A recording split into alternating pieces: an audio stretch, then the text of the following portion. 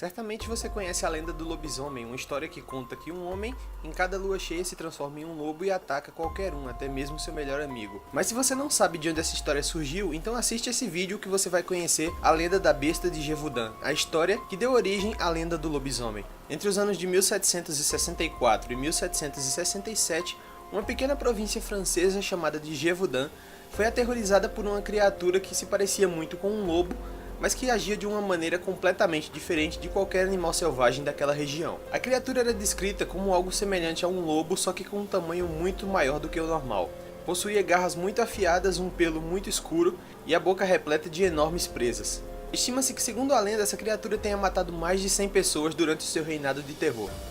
A primeira história que foi contada relata um fato que aconteceu em uma pequena floresta. Uma garota estava cuidando do seu rebanho quando do meio da floresta surgiu uma criatura muito semelhante a um lobo e atacou o seu gado. Os animais tentaram se proteger e, como teriam muitos touros dentro desse rebanho, eles conseguiram afastar a criatura. Então a garota conseguiu fugir até a cidade e então pedir ajuda. Quando as pessoas vieram do vilarejo até a fazenda, não encontraram mais nenhum lobo, apenas alguns animais feridos do rebanho e muito sangue, mas nenhum sinal da criatura. Um mês após essa primeira aparição, a primeira vítima dessa criatura foi encontrada. Era uma pequena garota que teria ido à beira do rio para encher o seu cantil de água. A criança não conseguiu fugir da fera e, segundo o que contam as histórias, o corpo dessa criança foi encontrado mutilado e o seu coração teria sido arrancado por essa fera.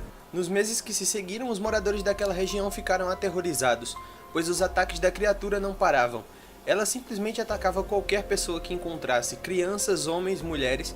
E diferente de qualquer lobo que já existisse naquela região, a criatura não tentava atacar os membros da pessoa, ela não atacava suas pernas nem seus braços, mas ela focava principalmente a região do pescoço e da cabeça, algo que era muito incomum para um lobo e que até aquela época nunca teria acontecido naquela região. À medida que a criatura continuava atacando os aldeões, as pessoas começaram a acreditar que essa criatura não fosse um lobo comum ou algum tipo de fera selvagem, mas sim alguma coisa sobrenatural que eles não conseguiam explicar, pois a fera conseguia fugir de todas as armadilhas, despistava qualquer caçador que fosse atrás dela e simplesmente desaparecia na floresta em um passe de mágica. E dessa forma os aldeões começaram a achar que não estavam enfrentando apenas um lobo comum, mas sim um lobisomem. Eles tentavam se proteger de todas as maneiras, acendiam tochas ao redor do seu vilarejo, tentavam se proteger, mas a criatura não parava os seus ataques. Em outubro de 1764, dois caçadores conseguiram encontrar essa criatura na floresta. Então eles a perseguiram para dentro da floresta e juraram que conseguiram atirar na fera pelo menos 2 vezes, a uma distância muito curta, o que seria completamente impossível para qualquer criatura sobreviver.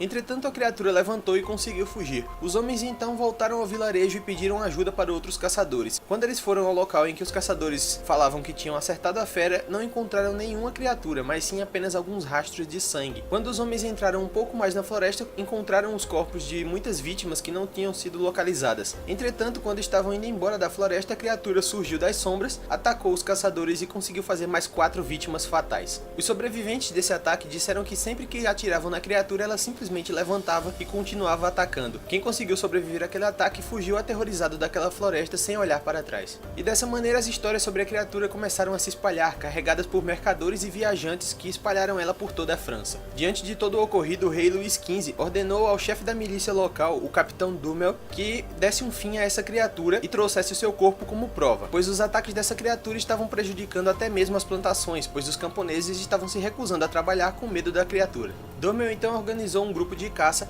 e então foram à floresta. Esse grupo era composto por mais de 17 caçadores e mais de 40 cães de caças. Os caçadores mataram qualquer criatura que fosse semelhante a um lobo na floresta. Segundo o que contam a história, mais de 200 animais foram mortos, mas nenhum se parecia com a fera que eles buscavam. Algumas das estratégias dos caçadores eram espalhar armadilhas pela floresta para tentar capturar a fera. Então eles colocavam ovelhas em locais protegidos e até mesmo vestiam algumas pessoas de mulher para tentar atrair a fera, já que o monstro parecia ter um gosto especial para atacar mulheres. Mas nenhuma dessas táticas surtia efeito e a fera continuava o seu reinado de terror.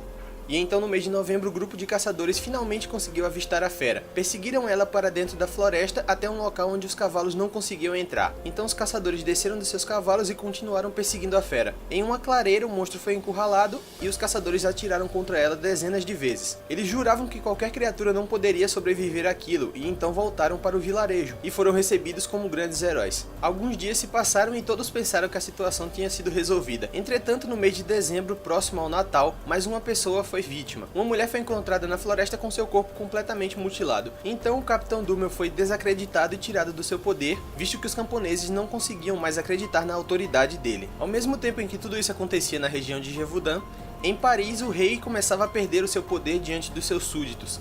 As pessoas começaram a achar que o rei não teria capacidade de proteger o seu povo de um simples animal selvagem. Então, para provar o seu poder e a sua autoridade, o rei colocou uma enorme recompensa pela cabeça da fera. O caçador que trouxesse o corpo daquela fera e o expusesse em Paris seria recompensado com uma grande fortuna, e o rei provaria que não teria perdido seu poder diante dessa criatura. A recompensa que foi oferecida pelo rei não atraiu caçadores apenas da França, mas sim de muitos países da Europa. Então, em poucos meses, a região ficou lotada de caçadores procurando essa fera. Centenas de lobos foram mortos e até mesmo outras criaturas. Houve um caçador que trouxe o corpo de uma estranha criatura e o apresentou como sendo o corpo da besta de Gévaudan. Entretanto, o corpo da criatura não era da fera de Gévaudan, e sim de uma hiena que teria sido trazida do norte da África. Vendo que a situação não foi resolvida, o rei então pediu a ajuda de um guarda-caça de um antigo marquês. Ele era conhecido por ser o maior caçador da França e seu nome era Deneville.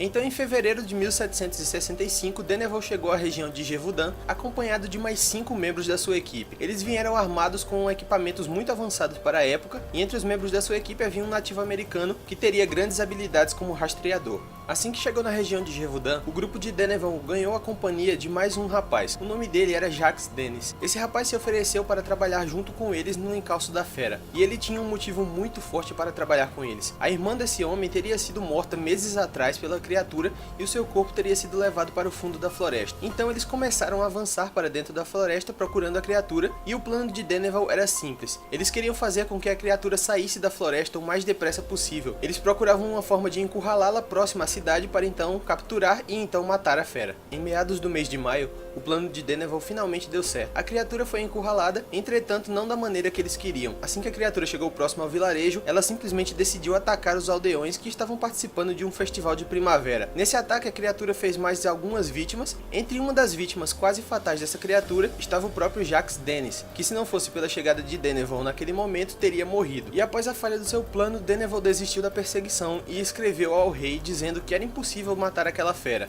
E a carta que ele mandou ao rei dizia o seguinte: Não há o que fazer. A fera nos iludiu a entrar na floresta a fim de atacar impunemente o vilarejo. Claramente estamos diante de algo que desafia a razão e que age impelida pelo desejo de matar. Temo que nossa presença aqui apenas a torna mais selvagem e vingativa. Enfurecido pela desistência do guarda-caça, o rei ordenou que Deneville fosse trazido à sua presença. Entretanto, ele conseguiu fugir para outro país e nunca mais foi visto. Diante da situação, um conselheiro do rei sugeriu a ele o nome de um outro homem que poderia resolver aquela situação. O seu nome era Antoine de Beauterne. Ele era um famoso taxidermista que era conhecido por ter caçado criaturas de vários tipos na Europa e também na África. Assim que Beauterne chegou à região de Gévaudan, ele não fez grandes planos. Ele entrou na floresta, explorou, fez alguns mapas da região, e então nesse mapa que ele criou, ele colocou todos os pontos onde a criatura teria sido vista ou que teria alguma aparição relacionada a ela. E em uma de suas expedições ele encontrou um nativo na floresta que teria ficado das antigas expedições de Deneville, que desistiu da caça. Esse homem então ofereceu seus serviços a Antoine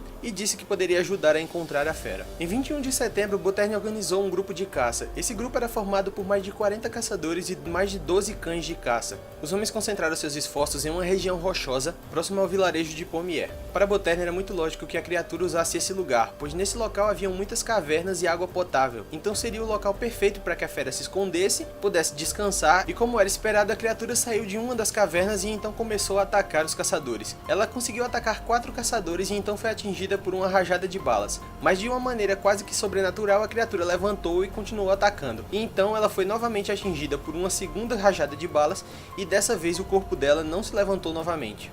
E então o golpe final foi desferido por Manny, nativo americano que tinha se oferecido para fazer parte do grupo de Beauterne. Ele saltou sobre a fera usando a sua machadinha e destruiu o crânio da criatura, fazendo com que ela não pudesse mais se levantar.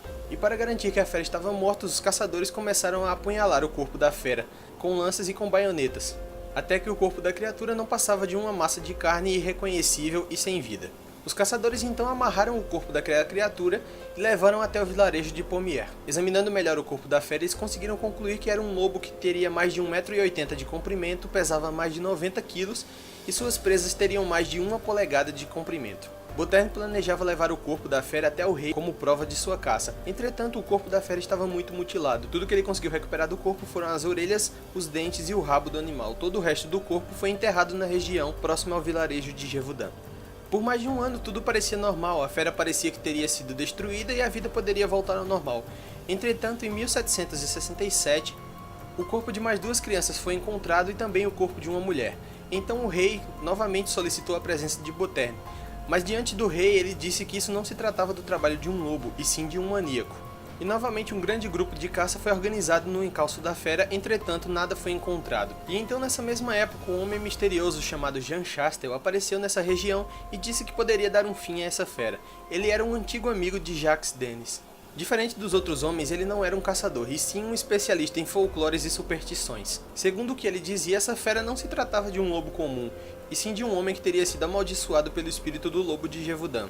Diante de toda essa situação, o especialista conseguiu convencer as pessoas da região a doar todos os seus objetos de prata para que ele pudesse fazer munição. Quando tinha o suficiente, ele derreteu toda essa prata e transformou em balas. Essas balas foram abençoadas pelo paróquio local e então levadas para a caça. O plano de Chastel era atrair essa fera para os limites do vilarejo e então conseguir destruí-la. Ele preparou o local cuidadosamente onde essa fera seria morta e recitou algumas orações, e eles esperaram pela fera dentro da floresta durante a madrugada. Até que em um certo horário eles perceberam algum movimento na floresta e de repente da escuridão uma criatura em forma de lobo saiu das trevas e então os atacou. Nesse momento eles dispararam com suas pistolas os projéteis de prata que teriam levado, e assim que foi atingida pelos projéteis a criatura caiu no chão sem nenhuma chance de sobrevivência. Essa criatura também se tratava de um grande lobo, e quando seu corpo foi dissecado foram encontrados os restos mortais de uma criança que ele teria devorado antes de ser morto. Eles prepararam o corpo da fera para levar até Paris para apresentar ao rei como prova. Entretanto, devido aos processos de embalsamamento daquela época, foi impossível chegar com o corpo da fera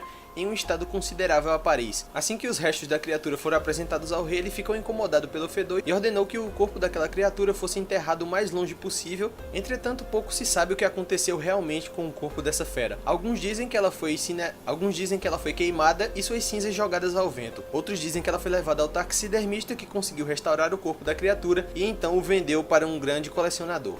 Bom, e o vídeo foi esse, eu espero que você tenha gostado. Se você gostou, por favor, deixe um gostei, ajuda muito a divulgar. Se inscreva no canal, é só clicar nesse botãozinho vermelho que tá aqui embaixo também. Se você gostou, compartilhe esse vídeo com seus amigos, ajuda muito aí. Se você tem alguma correção dessa história ou então alguma coisa a falar a respeito, diga aí nos comentários. E muito obrigado por assistir esse vídeo. Eu vejo você no próximo e até mais.